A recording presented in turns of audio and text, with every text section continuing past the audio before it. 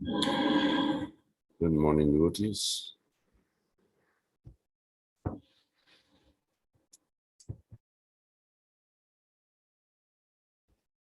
Om Namo Bhagavati Vasudevaya.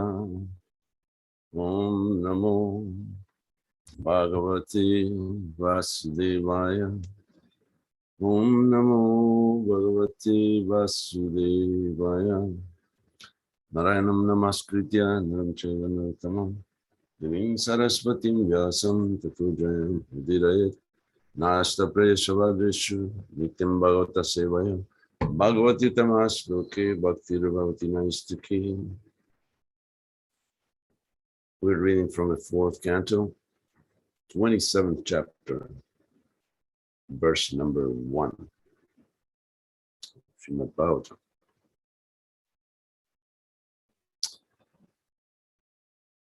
Unless I'm wrong, please correct me if it is so. Narada Vacha Itam Puranjanam Sadrya Vashamaniya Vibramai Puranjani Maharaja Rame Ramayati Patim. Narada Vacha Itam Puranjanam Sadrya Vashamaniya Vibramai Puranjani Maharaja Rame Ramayati Patim. Narada Vacha Itam Puranjanam Sadrya Vashamaniya Vibramai Puranjani Maharaja Rame Ramayati Patim. Synonyms. Narada Vacha, Narada said, Itham, thus, Puranjanam, King Puranjana, Sadryak, completely, Vashamaniya, bringing under her control, Vivramai, by her charms, Puranjani, the wife of King Puranjana, Maharaja, O King, Reme, enjoyed, Ramayati, giving all satisfaction, Patim, to her husband. Translation and purport by His Divine Grace Srila Prabhupada. The great sage Narada continued, my dear king, after bewildering her husband in different ways and bringing him under her control, the wife of King Puranjana gave him all satisfaction and enjoyed sex life with him. Purport. After hunting in the forest, King Puranjana returned home. After refreshing himself by taking a bath and eating nice food, he searched for his wife.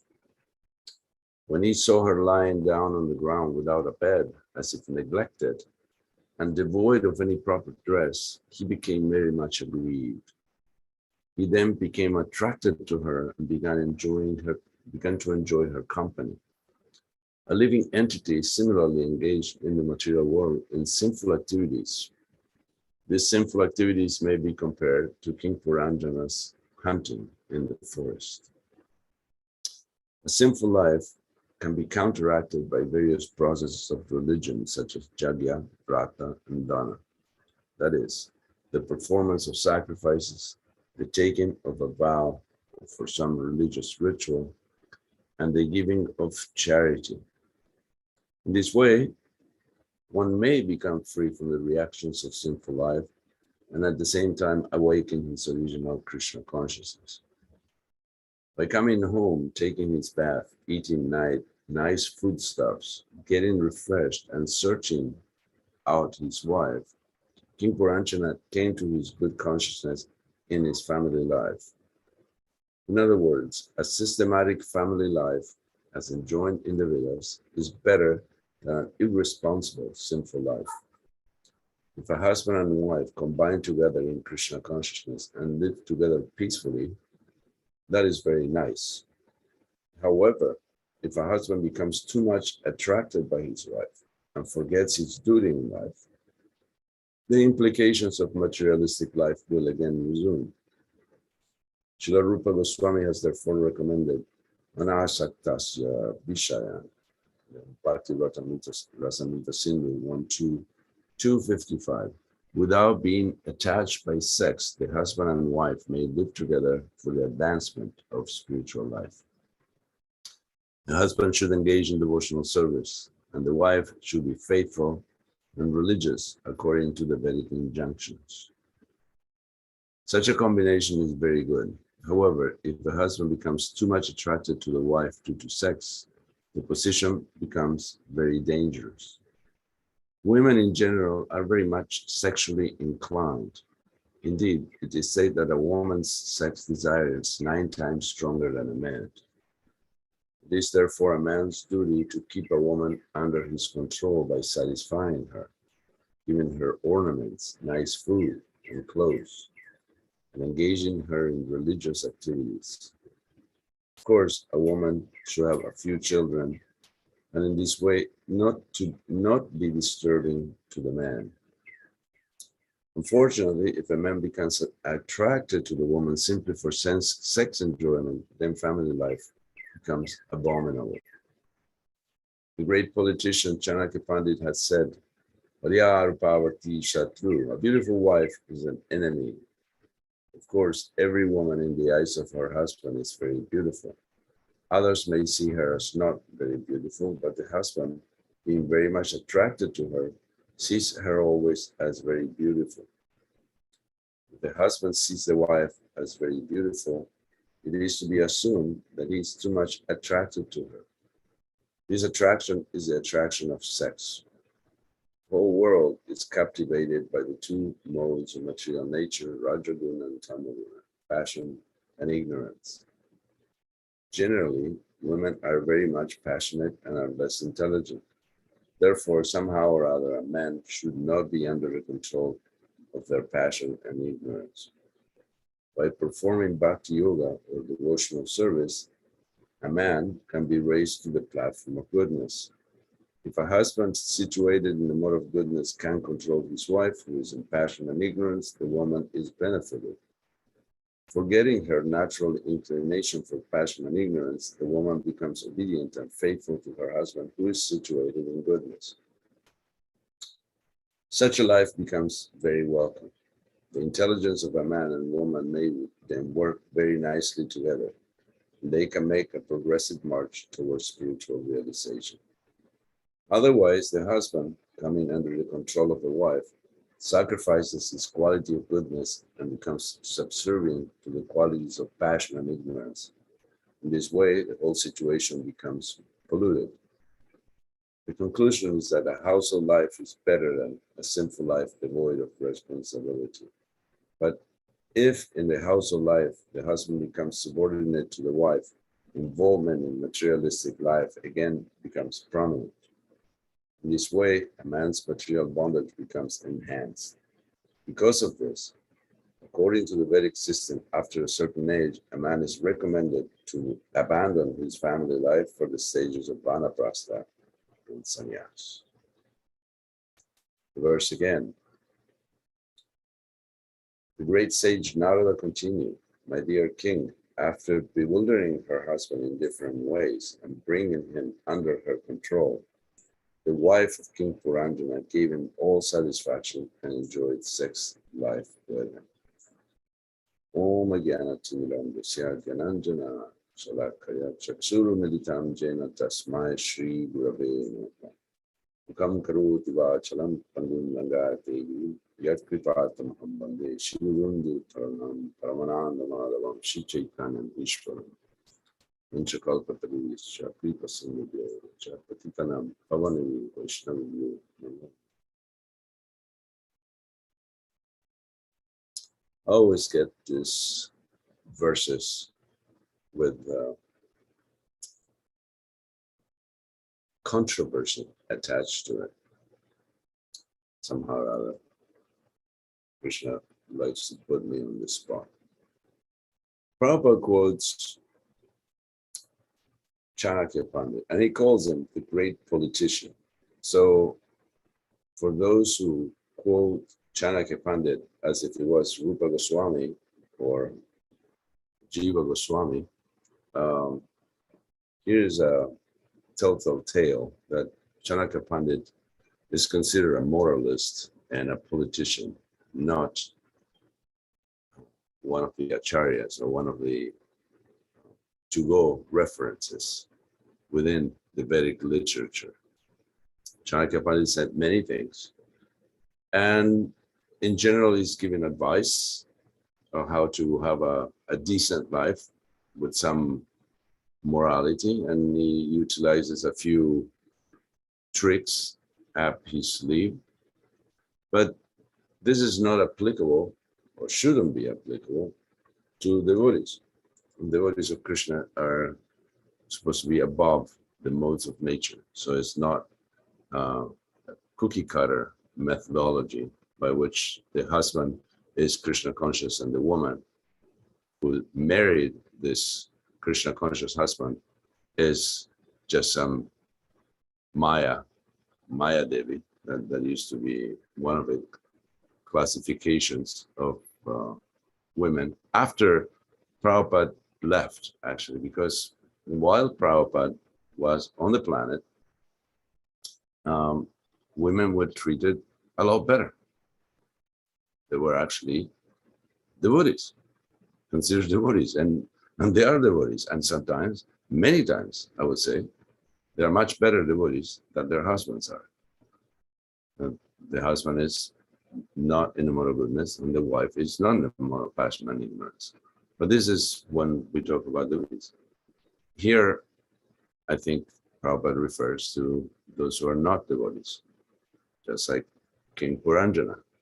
King Puranjana is a hunter, is not Krishna conscious, and commits lots of sinful activities, and then the wife at home just brings him further down into this path, this network of ignorance that degrades the consciousness of the individual.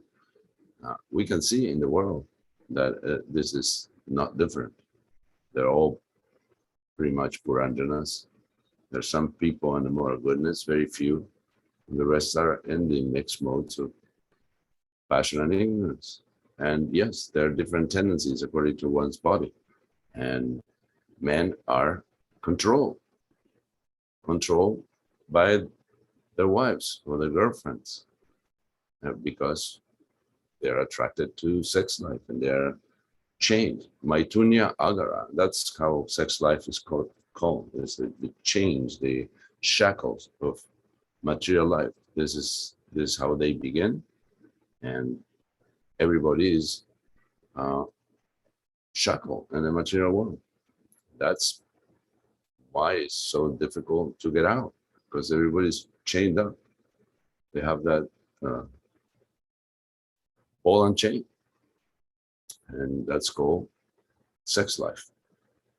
The ball and chain of the material world is sex life. It's subtle.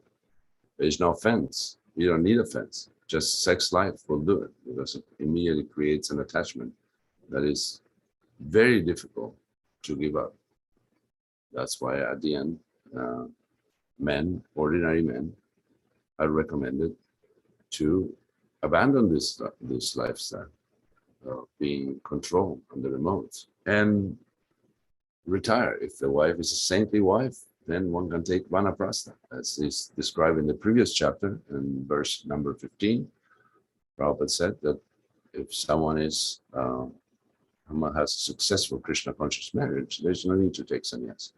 However, right here, Prabhupada is describing the purport a not successful marriage where they are both battling with the lower modes, and then it's recommended for one to take vanaprastha and sannyas.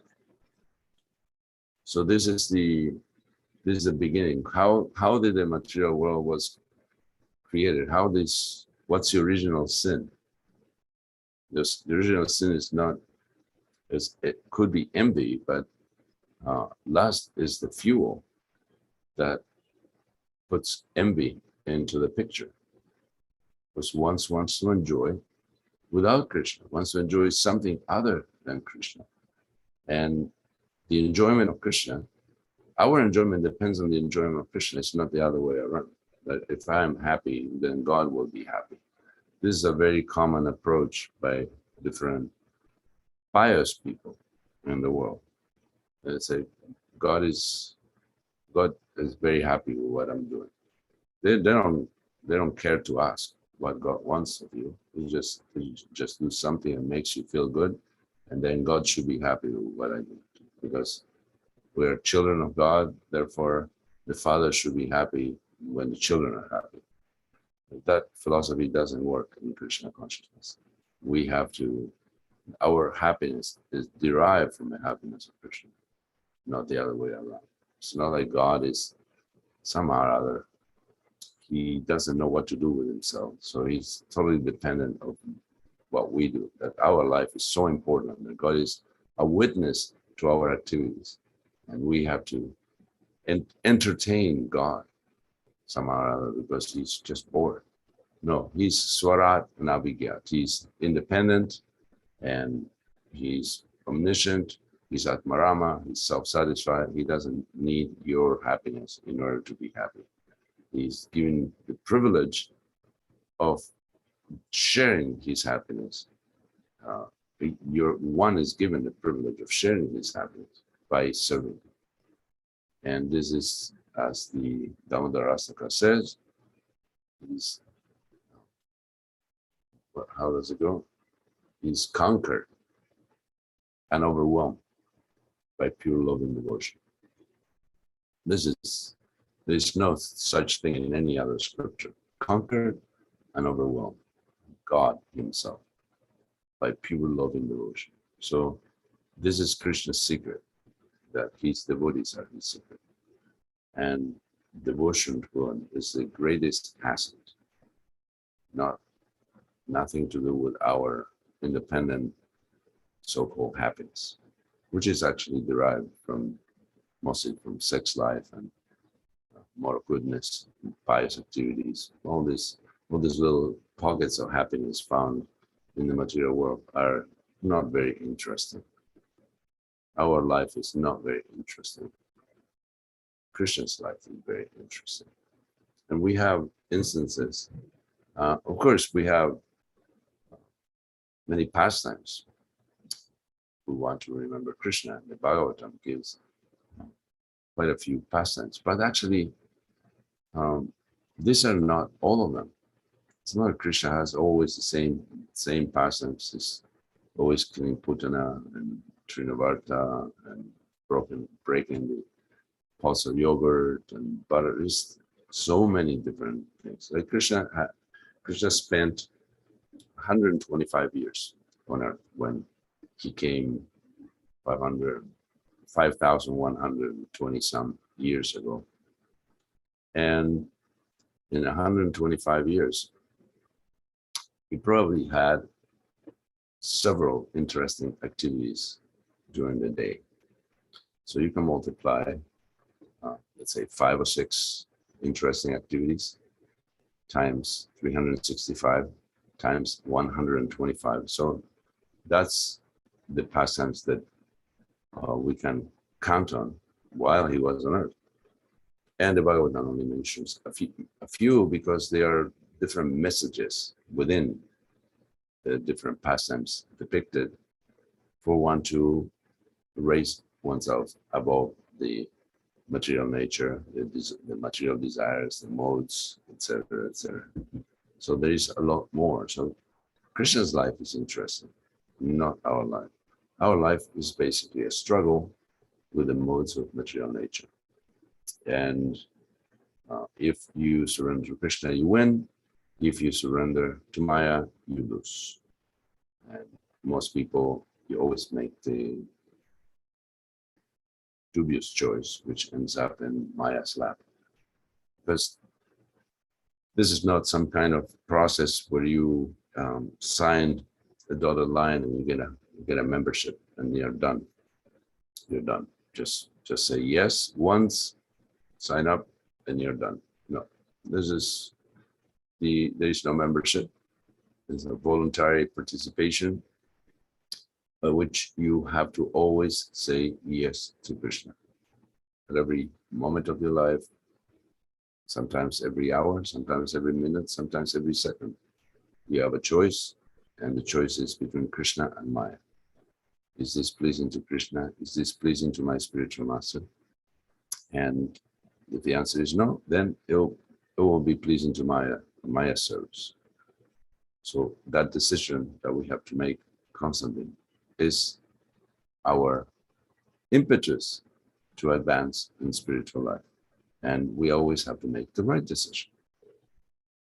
Let's examine the purport a little bit here. This is in the beginning, as the analogy, the allegory continues about hunting in the forest, returning home, taking a bath, eating nice food, and searching for his wife. And the wife appears to be neglected, laying in bed without covering, without proper clothes. And he becomes sad and he becomes forgetful of his original consciousness and wants to enjoy sex with her. This is the plight of the living entity, that as the intelligence becomes bewildered, one wants to mitigate this pain of separation from Krishna by becoming more and more involved in the absorption of bodily consciousness. The sinful life can be counteracted by the processes of religion such as Jagya, Vrata, and Dana. Jagya, sacrifice; Vrata, taking a vow; and Dana, giving charity. These are pious activities that they are recommended not to be given up, even after practicing Krishna consciousness. Still, one should do sacrifices, one should take vows, and one should be charitable. And by charitable, I don't mean give money to the homeless or plant trees and so on. One should find a way to be Krishna conscious even while doing these other activities. So Jagya, what's the Jagya for the age? Is to chant the holy name. What's the Vrata? The Vrata is to chant the holy name, to take a vow, to not break it, to actually make it priority one. Because sometimes chanting may be a breeze, and many times, or most of the time, if you are fallen like myself, it's a difficult thing to do. But you don't give up. You don't give up because things are difficult. And Dana, charity. Charity means you please the devotees. You try to make people into devotees. That is real charity, to give out Krishna consciousness. And this, there are other vows, there are other religious rituals that are helpful. Worshipping Tulsi and fasting on Ekadashi and holidays, worshiping the deities. There's so many things that enhance one's life, not just as people think, going to the temple and seeing the deities once and putting a little money in the handi, and that's it. They have completed their vrata. This is not enough. Not enough. One can do a lot more. Just like right now, we could be doing a lot more. Of course, one can only do whatever is available, proper, necessary, capable. There are so many circumstances that may limit one's service, but one's determination needs to be there. One should always know the goal. King Puranjana, by coming home, taking bath, etc., comes back to his good consciousness. And in this case, his good consciousness is basic piety. It's not Krishna consciousness. Because Prabhupada said that a responsible life is better than an irresponsible life with no idea. Just one has to, everybody has a set of rules that plans for themselves. And usually they involve a little bit of piety. But this is not sufficient for Krishna consciousness. Rupa Goswami recommends anasaktasya vishayan. So without being attached by sex life, husband and wife should live together, practicing Krishna consciousness. Many times it is the wife which is the impetus for one's religious life, for one's devotional service. Because Prabhupada said that women are more pious, more religiously inclined. You can see when you go to a temple and the women are there in mass in pretty much every religion, more than the men, and in general. And this is not different in Krishna consciousness. Like when my wife gets together with other women with similar interests, they're just always talking about deities and dressing deities and festivals and Krishna consciousness. This is very natural. And the wife should be faithful, considering that the husband is Krishna conscious. Because to have a husband who is not Krishna conscious and being faithful is a dangerous path as well. So the man says, Prabhupada again, he quotes here Charika Pandit. Women in general are very much sexually inclined. It is said that a woman's sex desire is 9 times stronger than a man. That's a direct quote from Charika Pandit. There are so many sayings from Charika Pandit. I remember one particular one that talks about celibacy in women. Journey acts as old age to men, as celibacy to women, confinement to horses, and heat to clothes. So that means that when a man travels, he will age rapidly, as we can see our aging sannyasis doing. They travel constantly. And celibacy to women, celibacy makes women old, which means women that have children, they remain younger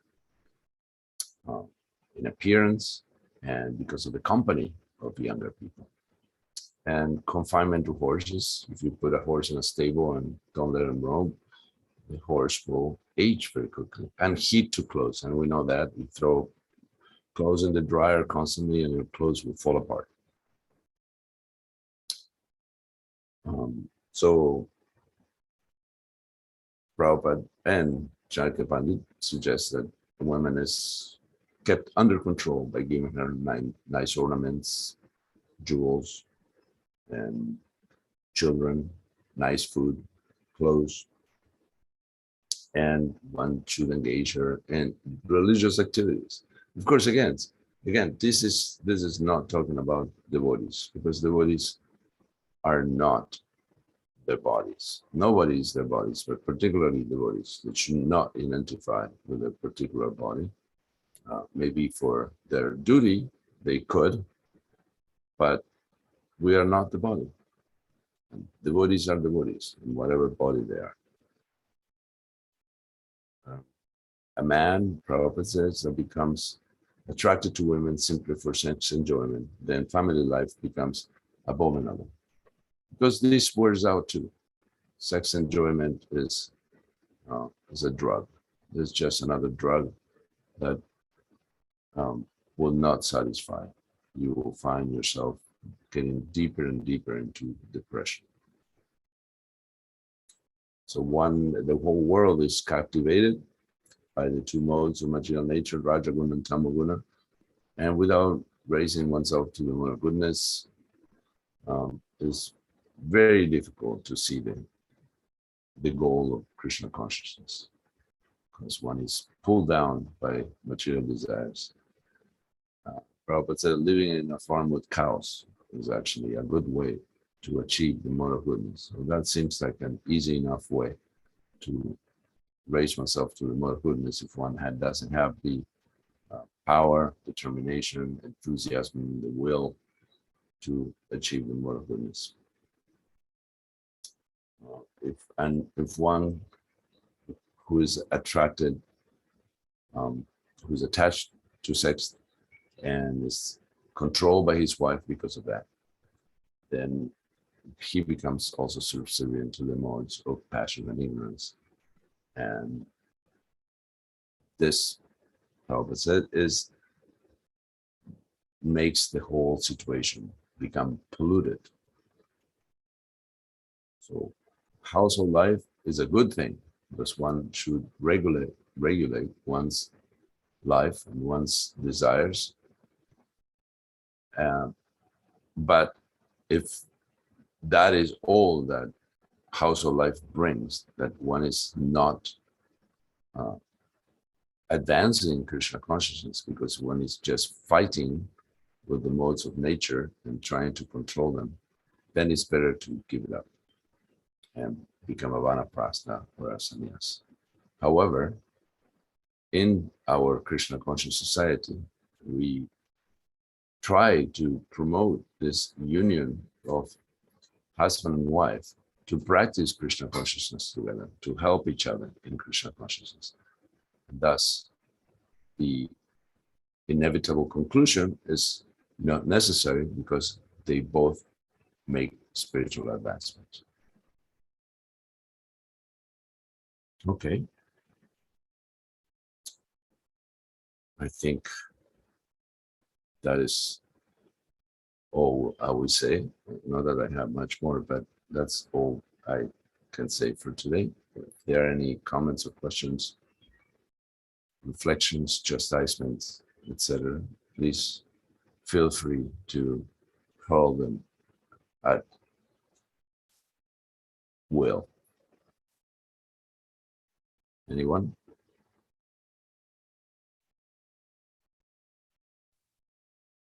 That's something. I'm excuse me.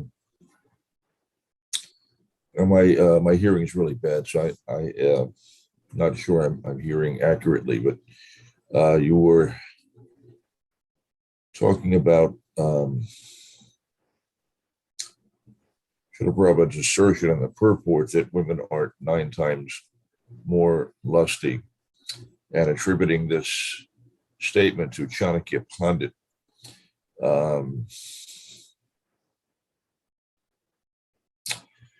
My understanding is that Chanakya Pandit, his statements were based upon Shastra. There are similar statements that can be found in a number of places. I think it's Garuda Purana. I don't recall where I read now. Lord Vishnu is talking about this, explaining to Garuda. He makes the same statement, and he describes the lust of women as terrible. He describes it as constituting a terrible state of suffering for them. And seem to be suggesting that one should have compassion for them because they are tormented by this condition. Similarly, in the third canto of Srimad Bhagavatam, there's the story of Devahuti and Kardama Muni. So Kardama Muni expands himself 9 times in order to satisfy Devahuti for the same reason. There's 9 times lustier. So that number 9 times, I think Chanakya Pandit got that from Shastra, and not that Srila Prabhupada is just referring to Chanakya Pandit's statement. But anyway, that's just my thoughts on the matter. That's all I got. Hare Krishna. Well, that's quite a chunk of change.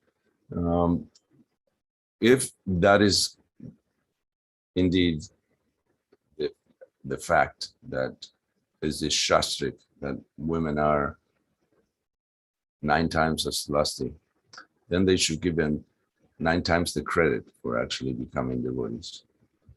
Because us, the men, with just 1/9 of women's lust, have enough trouble as it is. So I would say, if that is the rule and not the exception, women that are in the movement are incredible souls, that they have to fight upstream this overwhelming amount of lust. I can only quote my experience and the experience of other men, that they are even brahmacharis, even sannyasas are thinking about sex. So if women had to fight 9 times the fight that we do, kudos to them. They are definitely very great souls, and they deserve more credit than what they're given, not simply put down because they're lustier beings that we are. So again, when it comes to devotees, that's a game changer. That those who become devotees, they shouldn't be under the jurisdiction of Maya. They are under the jurisdiction of Krishna. So I'm not saying that the statement is false or is simply some concoction from Chanakya Pandit. It may be Shastric, but even if it is so, just is actually giving more merit to the women to join the Krishna consciousness movement. I don't know. I don't have a lust barometer. I can't tell who's lustier and who. But lust is the rule for everybody. You want to add something to it? Oh, yeah. It should be understood, though, that the lust of women differs from that of men, because the role that men and women play in the reproductive process is not the same. Man's contribution is very different. The man's contribution to the reproductive process is brief and focused on simply inseminating the woman. For the woman, her role in the reproductive process is much broader. It involves all of the activity of child rearing, and also the activities of attracting a man initially. So it's very, very broad. So the lust is spread across a broad range of activities, and it manifests in a lot of different ways. Whereas a man's lust is focused on the act of sex, a woman's lust is spread across a great many things. So it includes an interest in having a home, furniture, clothing, jewelry, shopping for shoes. It's all kinds of things. It's a very broad thing. So it's not just simply that women are going to be preoccupied with the actual act of sex as a man might be. Their interest is much broader. Their interest will be to have children, caring for children, keeping their home nicely, and it's a great many things, and not necessarily focused on the actual act of sex. So just to clarify, the there are differences. There's just it's different kind of focus, and it manifests differently. That's all. Hare Krishna. And also, I see how devotee women sometimes forego all that baggage, and they live in very austere conditions with hardly any furniture, with the same slippers, not shoe shopping there, and doing temple activities and doing service and caring for the deities and not having children, or if having children, taking care of them in a Krishna conscious way. So again, my kudos go to the women that can do this. And there are also women that in Krishna consciousness that continue to shop for furniture and so on, to be able to host other Vaishnavas coming and learning how to cook properly, etc., etc. Again, I'm just giving credit where credit is due. And thank you for always giving us a Krishna conscious perspective, Prabhu. Anybody else would like to participate in this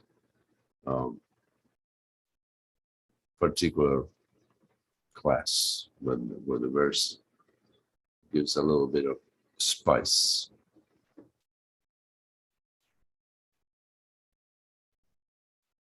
All right. If we don't get any help, we're just going to go on to the next part of the program. I have a question. Sure. You mentioned in the class that we always have to choose to please Krishna. And if it's every moment, every second, every hour, every day, follow his will and please him. What do we do when we decide wrong? How can we recover from that? Should we stop being a devotee, or how can we recover? I don't think you can stop being a devotee once you, as Rupa Goswami said, once you see Krishna and he's rebending form, playing the flute on the bank of the Yamuna, you're done. Your Krishna consciousness will kick in somehow or other. No, we don't even have to hang our head in shame. It's like someone who makes a mistake. You just get up and just try to correct it. Just try to curb your false ego, that the idea that you will be vilified and not, lose all dignity, and that your image will be tarnished. One actually has to recover from, because we constantly make mistakes. So that those mistakes include making bad decisions throughout the day. I, for example, carry a particular guilt, that there was one time I was actually in Potomac, Maryland, with the Krishna Fest group. That was something that Gunagrahi Maharaj created, and I will join the Krishna Fest for a month every summer. We will gather at the Washington Mall in front of the Air and Space Museum and chant with instruments for many hours a day, chant and dance, sell books and neck beads, and invite people, like millions of visitors, to join us and chant with us, and make a little contest of dancing and chanting and give books as prizes. Anyway, it was a lot of fun. Mahatma Prabhu was there, and Tamal Krishna Maharaj would come often. And there was one day I think we were living in Potomac, because we also rented a house in some neighborhood of Maryland, Rockville, I think it was. So anyway, it came a day, it was Ekadasi, and I'd been fasting, doing Nirjal, usually on Ekadasi for the last nearly 40 years. So Gunagrahi Maharaj knew that Tamal Krishna Maharaj was coming for lunch and asked me to cook. And I said, I'm sorry, but I fast on Ekadasi, so I don't go near the kitchen.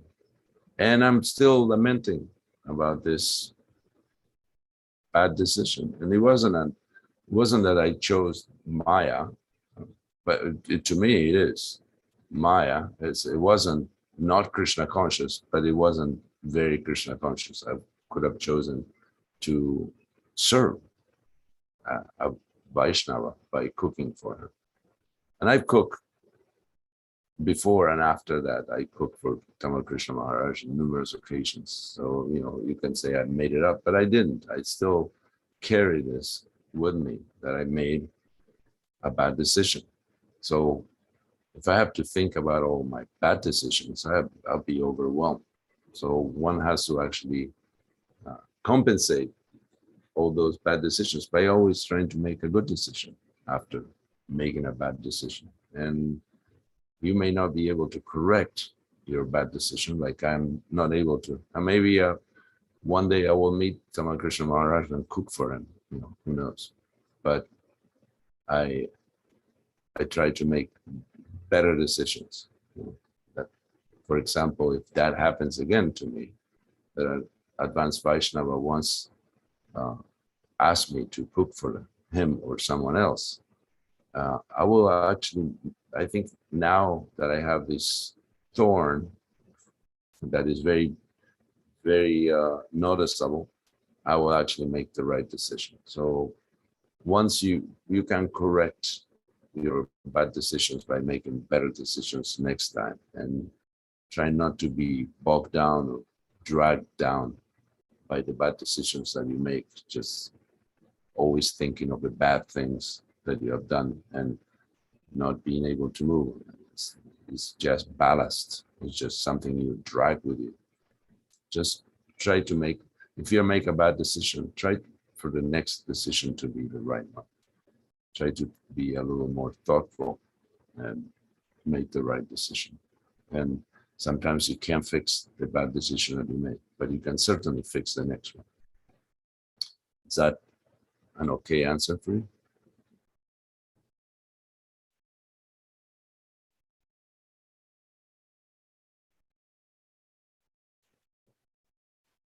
I think he made a better decision by leaving the. No, it worked out. Thank you. I thought he made a better decision by stopping listening to me. That would have been a good decision, but. Hare Krishna Prabhu. Hare Krishna. Yeah, this point on this point always kind of baffles me a little. This idea about like you were mentioning that we're devotees, so we're kind of beyond these kind of certain things that Chanakya Pandit said, or maybe things that are said in the Bhagavatam. So yeah, I'm always wondering about that because, of course, being a devotee, there's a spectrum of, being less a devotee to more devotee. And also, I know one instance when Prabhupada was, regarding Varnashram Dharma, the devotee asked Prabhupada, he said, "Oh, Prabhupada, why do devotees have to follow this stuff? If we're devotees, aren't we transcendental to this?" And Prabhupada said, if you're all devotees, then why are we falling down? So I'm just wondering if you could speak on that a little. Well, I can tell you that Hridayananda Maharaj wrote a letter to Prabhupada saying the words, "Because I'm a devotee, this and this and that." And Prabhupada wrote back, he said, Lord Chaitanya never called himself a devotee. So we are patting ourselves in the back and giving ourselves high fives, thinking I'm a devotee now. I'm above the modes of nature. I'm above the rules. But even Lord Chaitanya, the greatest devotee, Krishna himself, didn't call himself a devotee. So I think it's kind of like a convenient crutch that we use. I'm a devotee, I don't have to do this, or I'm above all the karmis in the world, the meat-eating demons that surround us. Actually, true devotees don't consider themselves devotees. So I think for reasons of convenience, I use this terminology, and we do use this terminology. I'm a devotee now, or as a devotee, I should do this, or as devotees, we need to, etc., etc. But when he boils down to the brass tacks, we're really just starting the process of devotional service, and we can hardly consider ourselves devotees. This is you can read in the Madhurya Karambini by Vishwanatha Chakravarti Thakur, the struggles that the devotees go through every single day, that they're carried by the waves of enthusiasm. That's Maya, Rangini, and many other things. And should I renounce completely and live in Vrindavan, or should I accept a wife and do this? And just so many ups and downs throughout the day that a real devotee doesn't have to really experience. A real devotee is someone who is actually connected, that is witnessing his Krishna consciousness grow.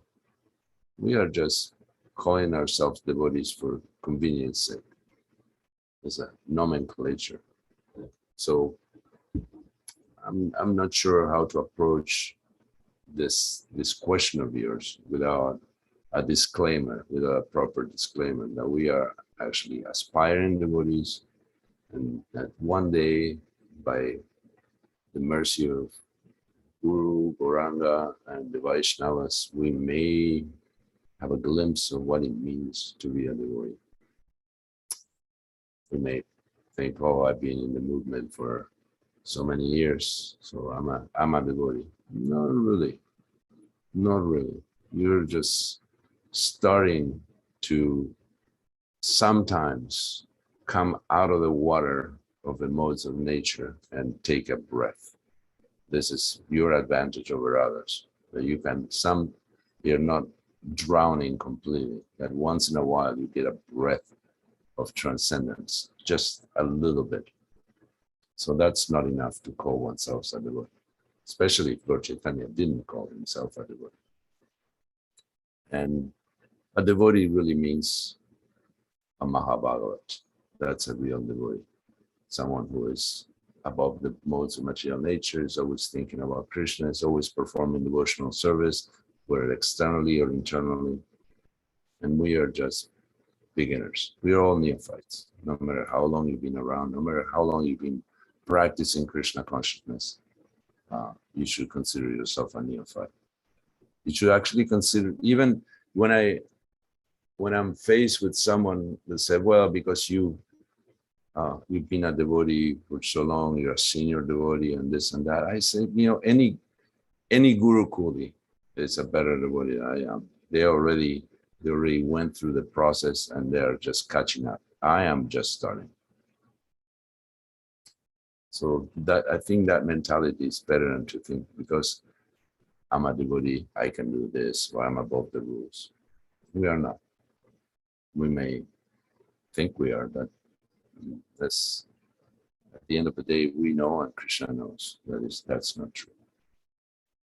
I don't know if that helps you, Dasa Prabhu, but that's all I have for you.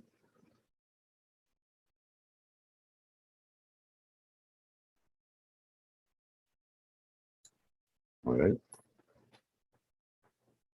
Well, thank you, devotees, for the undue attention, and I hope I can do a better job next time.